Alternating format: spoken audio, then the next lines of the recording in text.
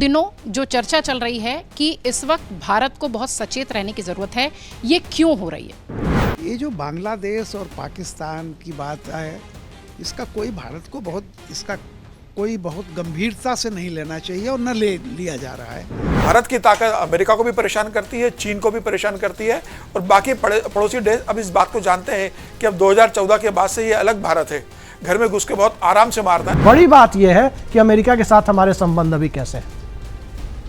बड़ी बात यह है कि पड़ोसियों में ज्यादातर देशों के साथ, बांग्लादेश, नेपाल, इन सब के साथ हमारे संबंध कैसे हैं। बड़ी बात यह है कि बर्मा और श्रीलंका के साथ हमारे संबंध कैसे हैं। स्ट्रिंग और पर्ल की अवधारणा को हम कितना तोड़ पाते हैं, कितना ब्रेक कर पाते हैं, वो ज्यादा बड़ी बात है। और उसी के सहारे ये तय होना है कि भारत की विदेश नीति और भारत की सामरिक नीति, इन दोनों का कोलैबोरेशन एक साथ कैसे भारत की पुरानी पोजीशन को वापस लाएगा। पाकिस्तान की चर्चा तो क्या करना है, मतलब पाकिस्तान है ही क्या इंडिया के सामने। इतनी बड़ी इकोनॉमी, इतना बड़ा हमारा मिलिट्री पावर, इतनी बड़ी हमारी स्ट्रेंथ, ग्लोबल लेवल पे हमारी इज्जत। पाकिस्तान तो खुद ही एक ऐसा देश है जो अमेरिका की गोद में बैठा हुआ है। भारत का जो विमर्श है, राजनीतिक विमर्श या विदेश नीति विमर्श, वो बहुत पाकिस्तान सेंट्रिक है और हमारी डोमेस्टिक पॉलिटिक्स उसके लिए बहुत जिम्मेदार है। क्योंकि हम पाकिस्तान के बहाने जो घरेलू राजनीति के स्कोर तय करते हैं ना, वो उसकी वजह से पाकिस्तान सेंट्रिक बहुत हो गई है, जबकि उसको चाइना सेंट्रिक होना चाहिए, उसको अमेरिका सेंट्रिक होना चाहिए। अच्छे संबंध उससे रखें जो खुद स्वतंत्र चेता हो। ये राष्ट्र बचे कहाँ हैं? ये सैन्य अड्डे हैं, ये अमेरिका के CIA के कठपुतलियां हैं जिनके धागे पीछे बंधे हुए हैं, टूल्स बने हुए। वो जूता कपड़ा अपने पसंद का नहीं पहन पा रहे हैं, वो भारत से बातचीत अपनी पसंद की करेंगे। नमस्कार, स्वागत आप सभी का। आप देख रहे हैं खबरों के खिलाड़ी। दुनिया बहुत तेजी से बदल रही है। लगातार हर देश का दूसरे देश के साथ समीकरण अब भावनात्मक न होकर आर्थिक रूप से प्रभावित हो रहा है। सबसे बड़ी बात यह है कि इन दिनों जो चर्चा चल रही है कि इस वक्त भारत को बहुत सचेत रहने की जरूरत है, ये क्यों हो रही है? कहानी उसमें अफगानिस्तान, पाकिस्तान से भी जुड़ी हुई दिखाई पड़ती है। कहानी उसमें अमेरिका के राष्ट्रपति जो जगह जगह जा रहे हैं, जैसे चीन भी गए तो उन्होंने वहां टैरिफ कम कर दिया, उस संदर्भ में भी हो रही है। और बांग्लादेश और पाकिस्तान की नजदीकी को लेकर भी हो रही है। इन सब के बीच अंतर्राष्ट्रीय स्तर पर भारत को कितना सतर्क रहने की जरूरत है, कितना मजबूत रहने की जरूरत है, उसी का थोड़ा छोटा विश्लेषण करेंगे, जिसमें हमारे वरिष्ठ पत्रकारों का पैनल हमारे साथ है। रामकृपाल सिंह जी हमारे साथ हैं, पूर्णिमा त्रिपाठी जी हैं, अभिषेक कुमार जी हमारे साथ हैं, विनोद अग्निहोत्री जी हमारे साथ हैं, समीर चौगांवकर जी हैं और अमर उजाला डिजिटल के संपादक जयदीप कर्णिक जी भी हमारे साथ हैं। मैं चाहूंगी कि इसकी शुरुआत रामकृपाल सर आप ही से की जाए कि इस वक्त यूनुस जो है वो पाकिस्तान की गोद में बैठे हुए दिखाई पड़ रहे हैं। हालांकि पाकिस्तान लगातार इस तरीके की बात कह रही है कि भारत की गोद में अफगानिस्तान बैठा हुआ है। ये इस स्तर तक अगर बयानबाजी शुरू हो चुकी है तो भारत को कितना एक्टिव और कितना सतर्क रहने की फिलहाल जरूरत है? देखिए, इस समय भारत के सामने जैसे होता है ना कि कमरे में आप अगर ओडोनिल नहीं, वो क्या बोलते हैं ना, नाइट जिसको मच्छर भगाने वाली अगर नहीं जलाए हैं तो एक आध मच्छर आपको काट सकते हैं। उससे ज़्यादा ये जो बांग्लादेश और पाकिस्तान की बात है, इसका कोई भारत को बहुत गंभीरता से नहीं लेना चाहिए और न लिया जा रहा है। इस समय भारत के सामने जो चीज़ें हैं, जो मूलभूत चीज़ें हैं, जिस तरह की हम ग्रोथ कर रहे हैं और जो बेसिकली चाइना, रसिया, अमेरिका और भारत, इसमें भारत की अभी तक की जो भूमिका रही है वो सब इस बारे में नतमस्तक हैं कि भारत ने अपनी इमेज बनाई है। और अभी जर्मनी में जो हमारे पीयूष गोयल जी ने जो बात कही, ब्रिटिश के वित्त मंत्री बगल में बैठे हुए थे, उन्होंने कहा कि हमें कोई वार्ता या समझौते की जल्दी नहीं है, हम बंदूक की नोक पर कोई समझौता नहीं करेंगे। आज की तारीख में देखिए, ट्रंप ने एशियान में वहाँ गए और जितने छोटे ये देश हैं उनसे सबसे उन्होंने समझौता कर लिया। फिर उसके बाद वो जा रहे हैं कोरिया, वहाँ भी सब कुछ हो गया, लेकिन चाइना पर भी 10% कर दिया, उनकी बात हो गई शी जिनपिंग और उनकी। लेकिन भारत अभी भी अड़ा हुआ है।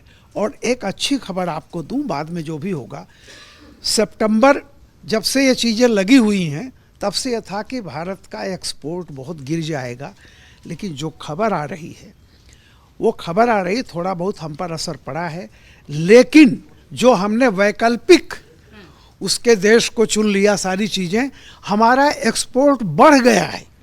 हो सकता है आने वाले समय में जैसे होता है फ्रंट लोडिंग ज़्यादा कर दी हो कि चूँकि टैक्स लगने जा रहा है, व्यापारी ने ज़्यादा भेज दिया हो, जो भी हो, ना हमने तेल पे कोई अभी तक समझौता किया, ना हम झुके हैं, तो और हमारा आर्थिक नुकसान भी नहीं हो रहा है। IMF, एक मिनट बस, IMF की जो लेटेस्ट है उसने कहा है कि 26 FY 26 एंड 27 में भी भारत की ग्रोथ रेट जो होगी 6.6 होगी, पहले ये 6.5 थी। इसका मतलब यह है कि हम बहुत अच्छे से हैं, हमारी जितनी पॉलिसी है, विदेश नीति है, सारी चीज़ें हैं, बहुत ढंग से चल रही हैं। और भारत की सबसे विशेषता इसी है कि भारत फालतू का रिएक्ट नहीं करता, मेढक की तरह इधर उधर कूदने वाले जो छोटे छोटे देश हैं। अपनी शर्तों पर इन दिनों भारत का काम चल रहा है। समीर सर, जो इस वक्त चीन और पाकिस्तान की नज़दीकी दिखाई पड़ रही है, चीन हमेशा से भारत के लिए थोड़ा सा सतर्क रहने वाला पड़ोसी रहा है। चीन पाकिस्तान की नज़दीकी का कितना इम्पैक्ट भारत पर पड़ने का है और कितना हमें तैयार रहना है? देखिए, चीन और पाकिस्तान तो हमेशा से नज़दीक रहे हैं, क्योंकि चीन को भारत से भी एक चुनौती हमेशा से मिलती रही है और चीन चाहता है कि भारत कभी कोई बड़ी पावर ना बने, तो उसको संतुलित करने के लिए वो पाकिस्तान को मदद करता है। और पाकिस्तान चीन की मदद से ही भारत के अंदर इतनी हरकतें जो करता है उसमें पीछे चीन का सपोर्ट रहता है। और ऑपरेशन सिंदूर के समय देखा, जब से आतंकवादी आए थे, उसके बाद जब वॉर हुआ तो पाकिस्तान ने चीन के ही बने हुए जहाज़ों का, मिसाइलों का इस्तेमाल किया था। तो निश्चित रूप से भारत की बढ़ती ताकत अमेरिका, चीन और सबके लिए चिंता का विषय है। और पाकिस्तान ने चाहता है कि भाई भारत हमेशा से एक आतंकवादी और इस मामले में उलझा रहा है, जिससे भारत उन्नति नहीं कर सके। लेकिन भारत इस बात को जानता है, और जो अभी राजस्थान पे जो भारत 30,000 सैनिकों के साथ अपना एक युद्धाभ्यास कर रहा है, तो दुनिया को संदेश दे रहा है, सिर्फ पाकिस्तान को नहीं, तो चीन को भी बता रहा है कि भारत आज कहां पर पहुंच गया। और ऑपरेशन सिंधु में जिस तरीके से पाकिस्तान की पिटाई हुई, तो दुनिया के लिए एक सबक था कि भाई हम पाकिस्तान को सिर्फ इतने कम समय में इतनी बुरी तरीके से अगर पीट सकते हैं, तो मुझे लग रहा है कि भारत की बढ़ती ताकत सबके लिए एक चुनौती है। और अभी जिस तरीके से अभी आया था कि भाई एयरफोर्स के मामले में भारत चाइना से आगे है, तो मुझे लग रहा है कि वो भी एक चीन के लिए चिंता का विषय होगा। भारत एक सुपर पावर बना है हर मामले में, और अब तीसरी इकोनॉमी बनने के दहलीज पे, तो मुझे लग रहा है भारत की ताकत अमेरिका को भी परेशान करती है, चीन को भी परेशान करती है, और बाकी पड़ोसी देश अब इस बात को जानते हैं कि अब 2014 के बाद से ये अलग भारत है, घर में घुस के बहुत आराम से मारता है। तो मुझे लग रहा है कि भारत अब बड़ी ताकत के रूप में पूरी दुनिया में पहचान रखता है, चिंता करने की जरूरत नहीं। चूंकि समीर जी ने चीन का जिक्र कर ही दिया है, तो अभिषेक जी मैं चाहूंगी कि थोड़ा सा आप इस विषय पर भी रोशनी डालें कि सीपेक और ये जो अपना सियाचिन कॉरिडोर है, उस पर जिस तरीके से चीन का प्रेशर बढ़ता हुआ दिखाई पड़ रहा है, क्या भारत को अपनी सैन्य जो गतिविधि है या सैन्य स्ट्रक्चर जो है उसे थोड़ा सा रिफॉर्म करने की जरूरत पड़ेगी क्या? देखिए, सामरिक नीति की जहाँ तक बात है और जो सैन्य गतिविधियों की या फिर आर्मी की, एयरफोर्स के मॉडर्नाइजेशन की, आधुनिकता की, वो कोई भी सरकार हो, किसी की भी सरकार हो, समय समय पर करती रहती है।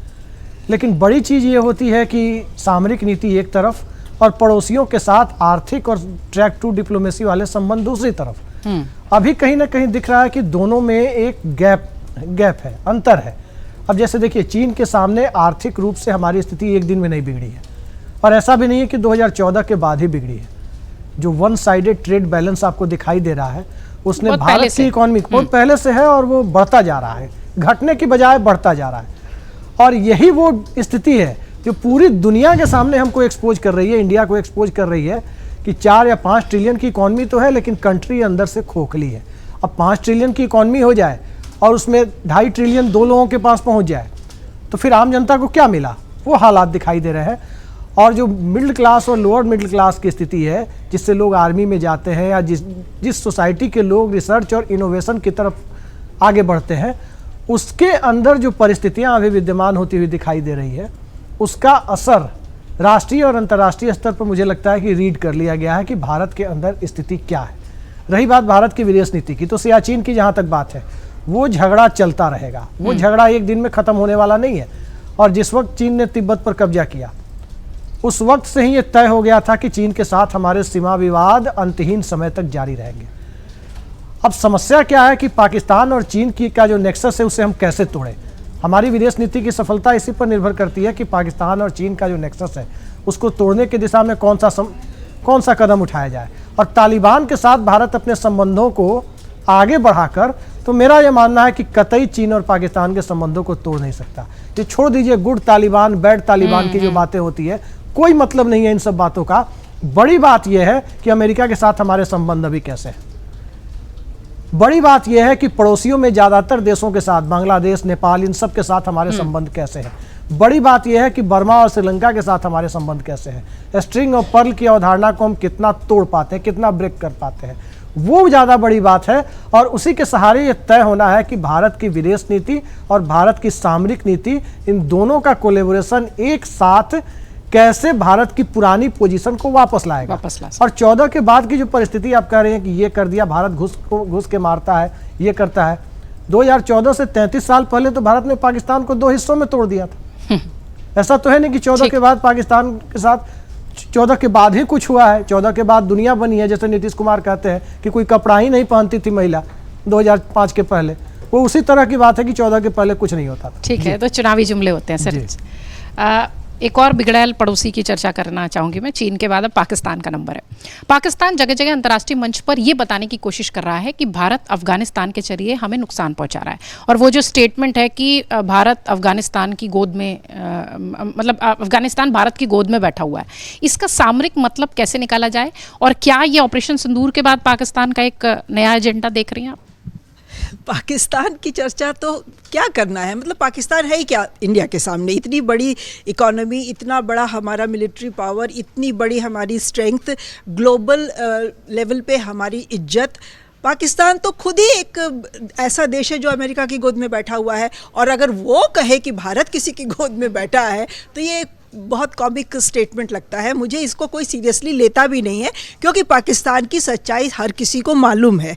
तो पाकिस्तान तो ये करता रहता है, अमेरिका को सूट करता है, पाकिस्तान को कभी गोद में उठा लेता है, कभी नीचे खड़ा कर देता है, कभी फेंक देता है, गिरा देता है। तो अमेरिका तो अपने हिसाब से पाकिस्तान को उठाता गिराता रहता है। भारत को पाकिस्तान के साथ मतलब इस मामले में सतर्क रहने की ज़रूरत है कि जो बॉर्डर पे टेंशन होती है, इन्फिल्ट्रेशन होता है, जो उनकी तरफ से आतंकी आते हैं, भारत उसको कितना कंट्रोल कर पाता है और पाकिस्तान को वो अंदर से कितना प्रेशराइज कर सकता है। तो जो वो प्रेशराइज करने की भारत की टैक्टिस होती है, वो मुझे लगता है कि उसमें तालिबान के साथ इन्होंने एक अपना रिश्ता जो सुधारने की पहल की है, उस मतलब डायरेक्शन में थोड़ी कारगर होगी। जहाँ तक बाकी दूसरे देशों से संबंध का सवाल है, ये तो बात सच है कि सारे पड़ोसी देशों से हमारे संबंध अभी कोई बहुत अच्छे नहीं हैं, लेकिन ये भी सच है कि पड़ोसियों से संबंध बना के रखने में ही भलाई है, बुद्धिमानी है। तो चीन के साथ जो इतना पुराना हमारा एक बॉर्डर डिस्प्यूट रहा है, उसके बावजूद हमारा चीन के साथ ट्रेडिंग रिलेशनशिप चलता रहता है, कभी कम कभी ज़्यादा। अभी चीन ने अपने कई रास्ते खोल दिए हैं, ट्रेडिंग रूट खोल दिया है, मानसरोवर की यात्रा अलाउ कर दी है, अब शंघाई से शायद फ्लाइट भी शुरू हो गई है। तो ये ऊपर नीचे तो थोड़ा चलता रहता है, बट सबसे बड़ी जो स्ट्रेंथ है भारत के पास वो है कि हमारी इंडिपेंडेंट जो स्टैंडिंग है वो कॉम्प्रोमाइज़ हमने कभी नहीं की है। चाहे वो 2000 पहले के 14 के पहले का ज़माना रहा हो, चाहे 14 के बाद का ज़माना रहा हो, हमने अपनी इंडिपेंडेंट जो स्टैंडिंग रही है उसको बरकरार रखा है। और चीन के साथ ये बात सच है कि 2014 के बाद से जो बॉर्डर एरियाज़ हैं उसमें इंफ्रास्ट्रक्चर को सुधारने के लिए काफ़ी काम हुआ है। जो पहले की सरकारों का एक रवैया था कि सड़कें नहीं बननी चाहिए या बाकी लॉजिस्टिक सपोर्ट उतना नहीं था, अब वो स्थिति नहीं है। वहाँ पे इंफ्रास्ट्रक्चर हमारा मजबूत है, लेकिन तब ये भी बात सच है कि सिर्फ इंफ्रास्ट्रक्चर मजबूत हो जाएगा तो हम चीन को खुलेआम चुनौती दे देंगे, ये भी सच नहीं है। चीन बहुत बड़ी ताकत है, तो हम उस ताकत के साथ चेक एंड बैलेंस के साथ जो हमारी पॉलिसी है वो मुझे लग रहा है कि भारत काफ़ी अच्छे से मैनेज कर पा रहा है। थोड़ी जहाँ ज़रूरत है सख्ती की वहाँ सख्ती भी कर रहा है, जहाँ थोड़ी नरमी की ज़रूरत है, हाथ मिलाने की ज़रूरत है, वहाँ हाथ भी मिला रहा है और अपनी शर्तों पे कर रहा है। सबसे अच्छी बात ये है। तो मुझे लगता है कि कौन किसकी गोद में बैठा है इसकी चिंता भारत को नहीं होनी चाहिए, क्योंकि भारत अपने पैरों पे मजबूती से खड़ा है और ये सबको पता है। ठीक है, अपनी शर्तों पर भारत की कहानी। विनोद सर, पड़ोसियों की बात हो गई, मैं चाहूँगी अब थोड़ा सा ट्रम्प की तरफ मुड़ा जाए। ट्रम्प चीन गए तो, और विस्तार करें। ट्रम्प चीन गए तो वहाँ जाकर उन्होंने 10% टैरिफ वहाँ पर कम कर दिया। मोदी जी की तारीफ करने लगे। उन्होंने एक शब्द भी कहा, पता नहीं सोशल मीडिया पर खूब चर्चा में रहा वो, कि किलर लुक। किलर लुक है मोदी जी का, कुछ इस टाइप की बातें की। तो ये सारी जो तारीफें शुरू हो रही हैं, अभी थोड़े दिनों पहले हम कहानी और देख रहे थे, तो क्या फिर ट्रम्प साहब सुबह सुबह उठे और उनका मूड बदल गया? कैसे भारत के संदर्भ में से देख रहे हैं? देखिए, ट्रम्प का मूड वूड कुछ नहीं बदला है। ट्रम्प साहब बहुत चतुर सुजान है। उनको हम लोग जितना सोचते हैं कि वो जैसे अगर कहें कि पागल हैं, मूर्ख हैं, ऐसा कुछ नहीं है। बहुत सनकी। होशियार और बहुत उन्हें अपने इंटरेस्ट बेहतर मालूम है। उन्हें मालूम है कि कब क्या बोलना है। तो इसलिए मैं उनके बयानों को लेकर के बहुत ज़्यादा धारणा नहीं बनाता हूँ, मैं उनके एक्शन से धारणा बनाता हूँ कि वो करते क्या हैं, कहते क्या हैं, वो भूल जाइए। इसलिए कि अब जैसे एक अच्छा संकेत है कि चाबहार पोर्ट के मामले में 6 महीने का की छूट मिली है, एक रिलैक्सेशन मिला है, और इधर जो नेगोशिएशन चल रहे हैं उनमें भी काफ़ी प्रगति है। और सबसे बड़ी जो आज की खबर अखबारों की है, फर्स्ट लीड या सेकंड लीड है, कि भारत और अमेरिका के बीच में एक जो रक्षा क्षेत्र का समझौता हुआ है, राजनाथ सिंह ने साइन किया है कि भारत अपना इंजन तेजस का जो बनेगा जहाज का, उसका फाइटर इंजन अमेरिका को बेचेगा। ये अमेरिका लेगा भारत से, मार्केट अमेरिका बने, मार्केट में अमेरिका में होगा। तो ये मतलब अपने आप में ये अच्छे संकेत हैं, बड़ी खबर है। मैं इस पर ज़्यादा भरोसा करता हूँ। मुझे लगता है कि भारत का जो विमर्श है, राजनीतिक विमर्श या विदेश नीति विमर्श, वो बहुत पाकिस्तान सेंट्रिक है, और हमारी डोमेस्टिक पॉलिटिक्स उसके लिए बहुत जिम्मेदार है। क्योंकि हम पाकिस्तान के बहाने जो घरेलू राजनीति के स्कोर तय करते हैं ना, वो उसकी वजह से पाकिस्तान सेंट्रिक बहुत हो गई है, जबकि उसको चाइना सेंट्रिक होना चाहिए, उसको अमेरिका सेंट्रिक होना चाहिए। भारत इतना बड़ा, दुनिया का 7वां बड़ा देश है आकार में भारत। आबादी में हम लगभग चीन और हम बराबरी हैं, आसपास हैं, और इकोनॉमी में भी हम चौथी, पाँचवीं, तीसरी अर्थव्यवस्था के आसपास बन गए। तो हम पाकिस्तान सेंट्रिक क्यों होते हैं? हम काहे के लिए चिंता करें पाकिस्तान क्या बोल रहा है, क्या कर रहा है? वो तो हमें तो हाथी वाली चाल चलनी चाहिए। पाकिस्तान की घुसपैठ, आतंकवादियों को पनाह देना, ये सब हमारी इंटेलिजेंस एजेंसीज और हमारी सेना, हमारे सुरक्षा बल सक्षम है इसको संभालने में, और वो संभालते भी हैं और करते भी हैं।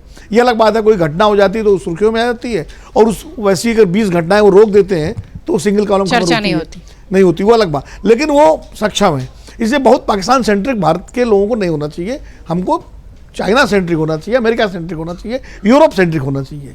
तब हम भारत की जो है, और मुझे लगता है कि भारत का जो पूरा क्या कहते हैं स्ट्रेंथ है, जो ताकत है, जो उसकी डेमोग्राफिक स्ट्रेंथ है, जो उसकी आर्थिक स्ट्रेंथ है, और जो उसकी सामरिक स्ट्रेंथ है, वो दुनिया ने उसको रिकग्नाइज किया है, दुनिया मान रही है, बाजार के रूप में भी उसको।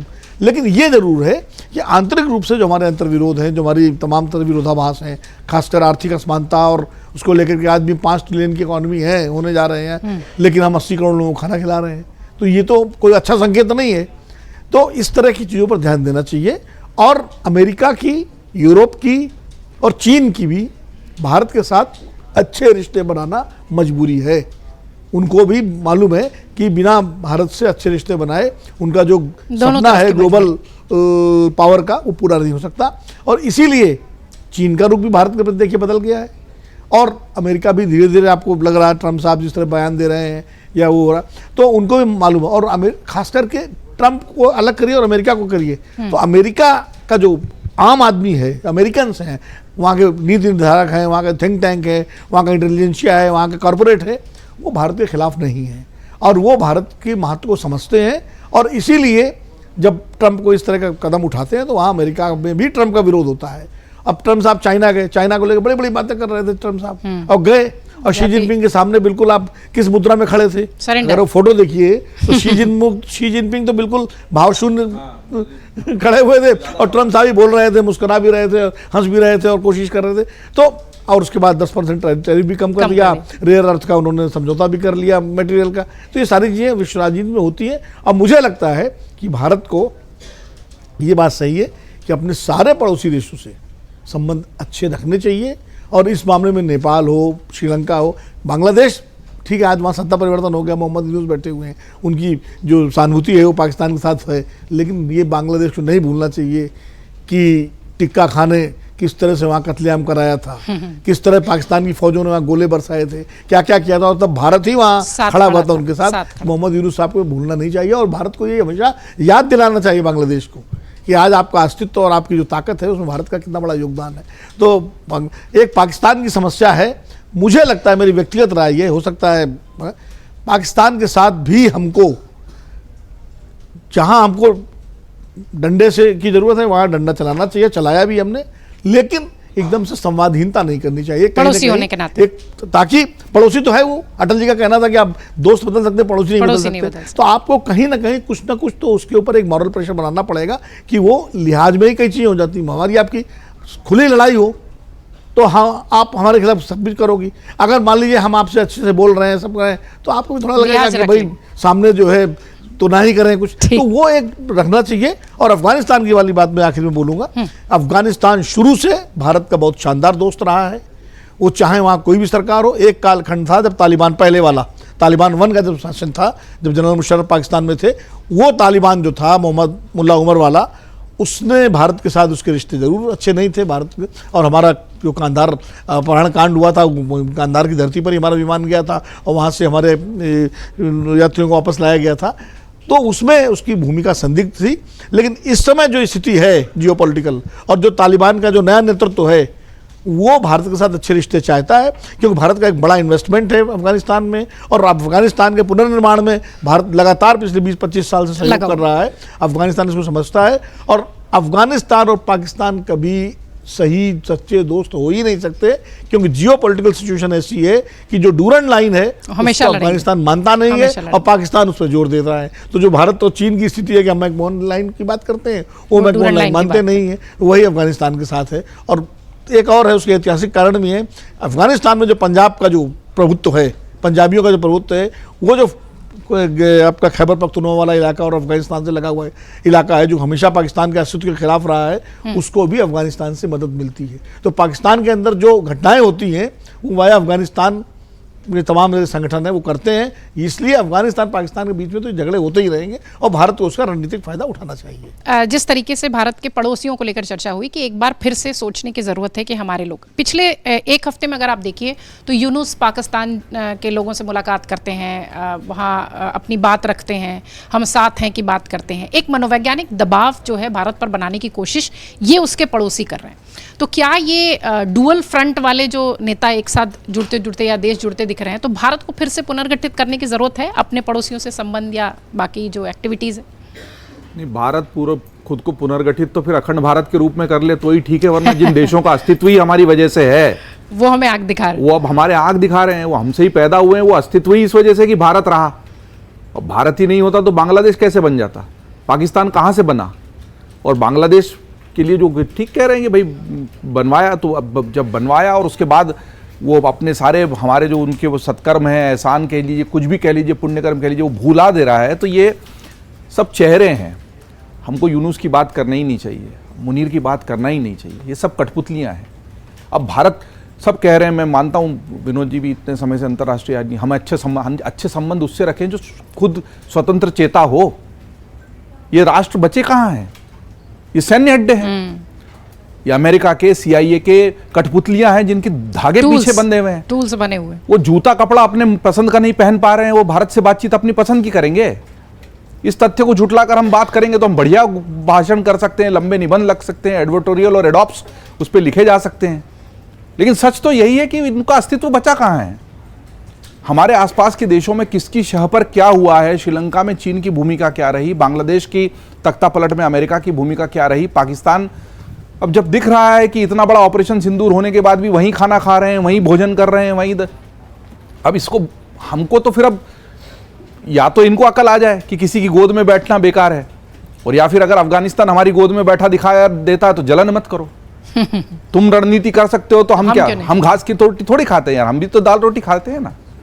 तो दुनिया की राजनीति ऐसे ही चलती है, सबको अपना स्वार्थ।